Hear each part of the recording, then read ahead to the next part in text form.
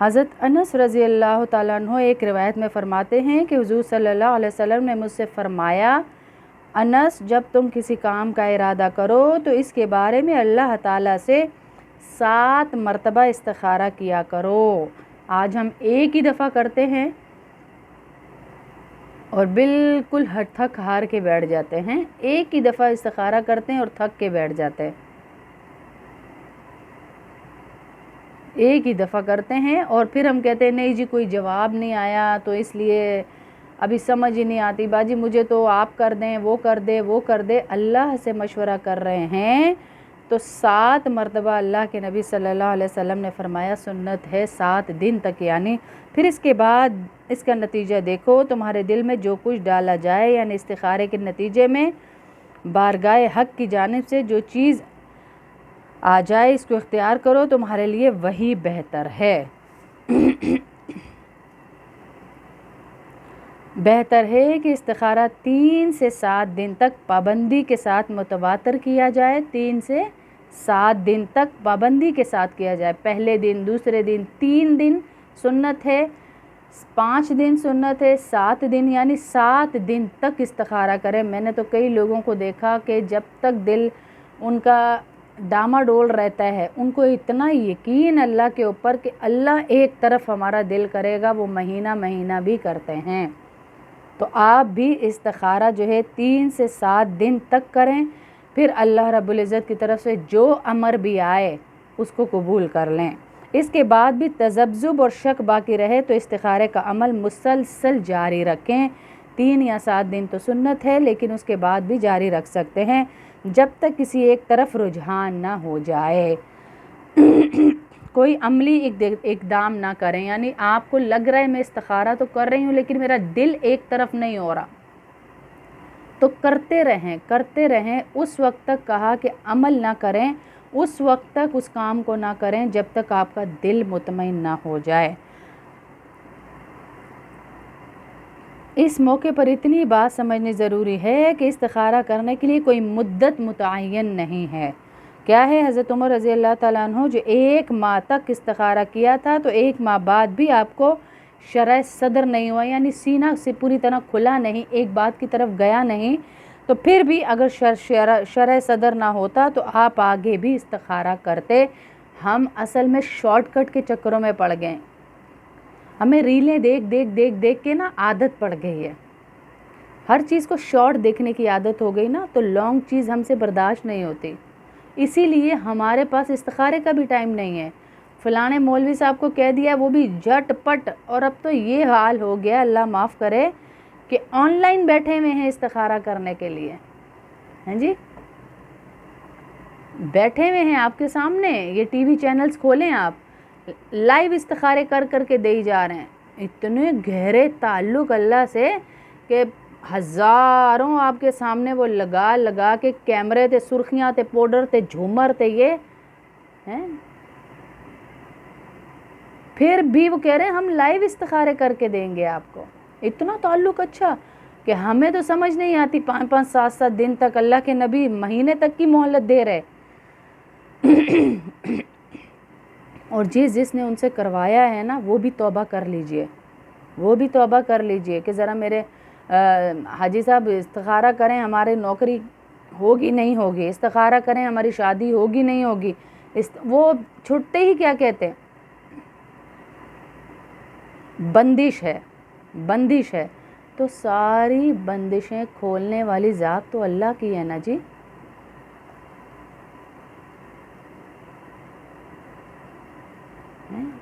ساری بندشیں تو اللہ کی ہیں، آپ کے دل کے اوپر ہے ترنم بہن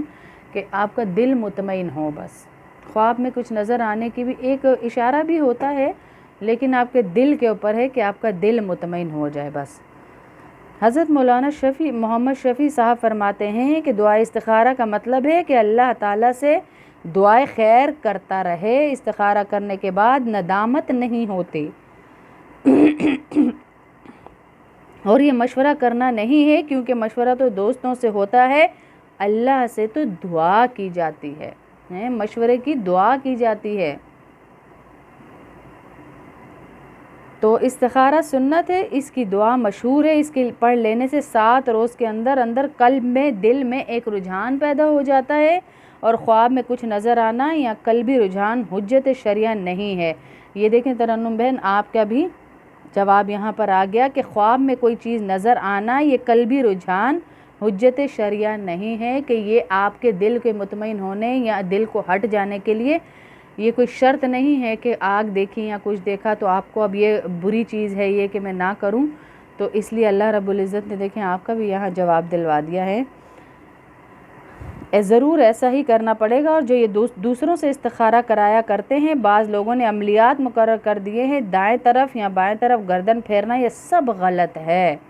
ہاں دوسرے سے قرار لینا گناہ تو نہیں، لیکن اس دعا کے الفاظ ہی ایسے ہیں کہ خود کرنا چاہیے۔ یہ مفتی اعظم کا آپ دیکھ لیں فتویٰ بھی ساتھ لکھ دیا کہ استخارہ خود کرنا چاہیے، کسی عالم دین سے کروا لینا گناہ نہیں ہے۔ لیکن آپ کو میں نے اس کا ترجمہ پڑھایا استخارے کا کہ ہم دعا کر رہے ہیں اللہ سے، ہم دعا کر رہے ہیں اپنے مسئلے کی، تو کوئی کیسے پیٹ میں میرے درد اور دوائی میں کسی اور کو دے دوں تو پھر شفا تو نہیں ملنی نا، پیٹ میں ہمارے درد ہے تو دوائی بھی ہمیں ہی کھانی ہے، اور جس درد اور جس پابندی سے میں دوائی کھاؤں گی اتنے سے کوئی نہیں کھائے گا کیونکہ اس کو درد نہیں ہے۔ تو اسی لیے تکلیف مجھے اور آپ کو ہے تو ہم اپنی دعا خود اللہ سے کریں۔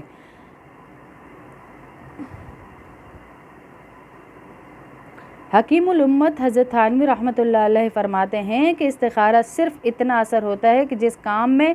تردد اور شک ہو، یوں کرنا بہتر ہے یا یوں، بس یہ آپ کے دل میں آ جاتا ہے یا بہتر کرنا ہے یا نہیں، تو استخارے کے مسنون عمل سے 2 فائدے ہوتے ہیں۔ دل کسی ایک بات پر مطمئن ہو جاتا ہے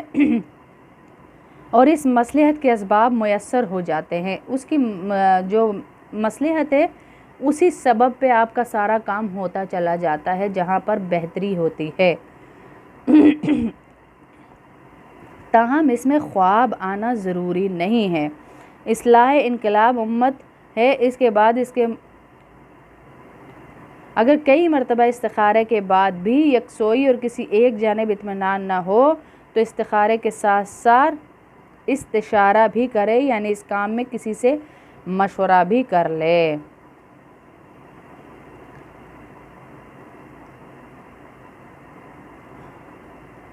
لیکن استخارہ ضروری نہیں کہ یکسوئی ہوا ہی کرے، کہ ایک طرف کام ہو ہی جائے، تو اس لیے استخارے کے لیے یہ ضروری نہیں۔ جی بالکل، بہن بھائی بیوی سب کر سکتے ہیں آپس میں، لیکن بہتر یہ ہے کہ آپ خود کریں، بہتر اپنے کام کے لیے خود کریں۔ اب جیسے کسی کا رشتہ کرنا ہے یا کچھ ہے تو ماں کر سکتی ہے، باپ کر سکتا ہے، جن کے دل میں کوئی شک کوئی شبہ آ رہا ہے، ماں باپ دونوں کر سکتے ہیں، کیونکہ لڑکے نے تو اتنی دفعہ ان کے گھر نہیں گیا ہوتا، نہ دیکھا ہوتا ہے، نہ بات چیت ہوتی ہے، تو وہ نہیں کر سکتا، لیکن وہ بندہ وہ کر سکتے ہیں جو بار بار ان کے گھر جا رہے ہیں، جن کے دل میں شکوک پیدا ہوئے۔ اور دوسری بات، کہیں کاروبار کرنا ہے تو کاروبار کی ساری نزاکتیں اور اس کے اونچائی اور گہرائی آپ کو پتہ ہے، اس کے لاسز اور اس کے جو پروفٹ ہے وہ آپ کو پتہ ہے، آپ کے والدین کو اتنا نہیں پتہ، آپ کے دل کا مطمئن ہونا ضروری ہے۔ تو اس لیے آپ استخارہ کریں تو زیادہ بہتر ہے۔ اس میں یہ شرط نہیں ہوتا کہ آپ 5 وقت کے نمازی ہی ہوں تو استخارہ کریں۔ اللہ کے حضور آپ دعا کر رہے ہیں، جی اللہ تو گناہگاروں کی بھی دعا سنتا ہے، اللہ تو گناہگاروں کا بھی اللہ ہے، صرف نیکوکاروں کا اللہ نہیں ہے۔ میں بار بار کہتی ہوں، اللہ صرف نمازیوں کا اللہ نہیں ہے، بے نمازیوں کا بھی اللہ ہے۔ ہاں، اللہ صرف ان کا نہیں ہے جو ہر وقت سجدے میں رہتے ہیں، اللہ تو ان کے انتظار میں بھی بیٹھا ہے جنہوں نے کبھی سجدہ ہی نہیں کیا۔ اور اللہ رب العزت کہتے ہیں مجھے سب سے زیادہ محبوب ہے وہ بندہ جو دن میں بار بار گناہ کرے اور بار بار توبہ کرے۔ تو بتائیں پھر کتنی محبت۔ اور اللہ کی پکار تو سنیں قرآن میں، یا ایھا الذین اسرفوا علی انفسہم، اے میرے وہ بندوں جنہوں نے اپنے اوپر گناہ کر کر کر اپنے نفس کو بوجھل کر دیا ہے، لا تقنطوا من رحمت اللہ، ارے مایوس نہ ہونا، میں بیٹھا ہوں، کہنے دو سب کو اجی ایدی بخشش نہیں آ، اے تے پکا جہنمی آ، اے تے ہے ہی جہنمی، ارے کہنے دو۔ اللہ کہتے ہیں سب کو لا ابالی، میں کسی کی پرواہ نہیں کرتا، میں تجھے بخش دوں گا، تو بس تنہائی میں ایک دفعہ مجھ سے معافی مانگ لے اور کہہ دے یا اللہ میری توبہ، اللہ ہو گیا گناہ، نہیں کرنا چاہتا تھا لیکن پھر ہو گیا، یا اللہ مجھے معاف کر دے، کیونکہ گناہ کا مادہ ہی اللہ نے انسان میں اس لیے رکھا ہے کہ وہ بار بار معافی مانگے۔ کوئی فرشتے تو ہے نہیں نا جی، ہم انسان ہی ہے نا، پھر آخر کو انسان سے ہی گناہ ہوتا ہے۔ تو استخارہ کیا ہے؟ اللہ سے دل سے دعا کرنے کا نام ہے۔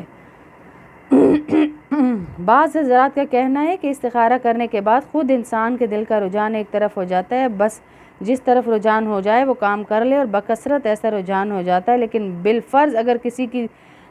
ایک طرف رجحان نہ بھی ہو بلکہ دل میں کشمکش موجود ہو تو بھی استخارہ کا مقصد حاصل ہو گیا،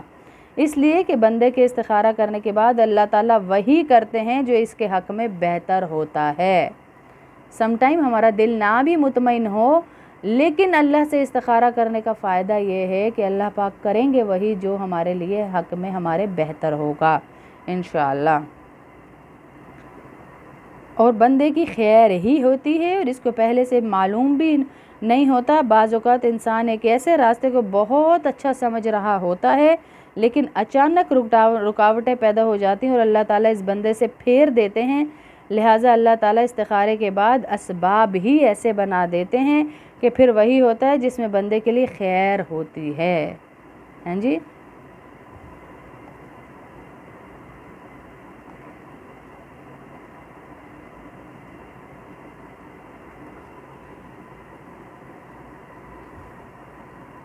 آپ اس میں عجیبہ کیا استخارہ کریں گی؟ چچا کے گھروں کا بٹوارے کا، وہ تو وراثت میں آئیں گے نا بیٹا، وراثت میں جو گھر ہیں اس میں تو استخارہ کر ہی نہیں سکتے، وہ وراثت والے تو آنے ہی آنے ہیں سب کو۔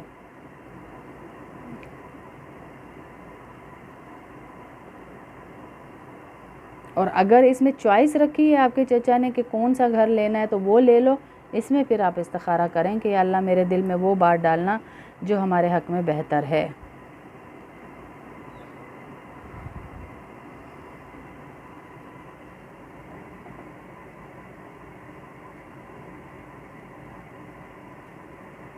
ہاں جی، پھر استخارہ کر سکتے ہیں آپ عجیبہ، اگر کسی چوائس ہے کوئی تو۔ بس استخارے کی حقیقت اتنی سی ہے کہ 2 رکعت نفل پڑھ کر دعا مانگ لی، پھر آگے جو ہوگا اسی میں خیر ہے، کام ہو گیا تو خیر، نہیں ہوا تو بھی خیر ہی ہے۔ جس کے اسباب پیدا ہو رہے ہیں یقین کر لیں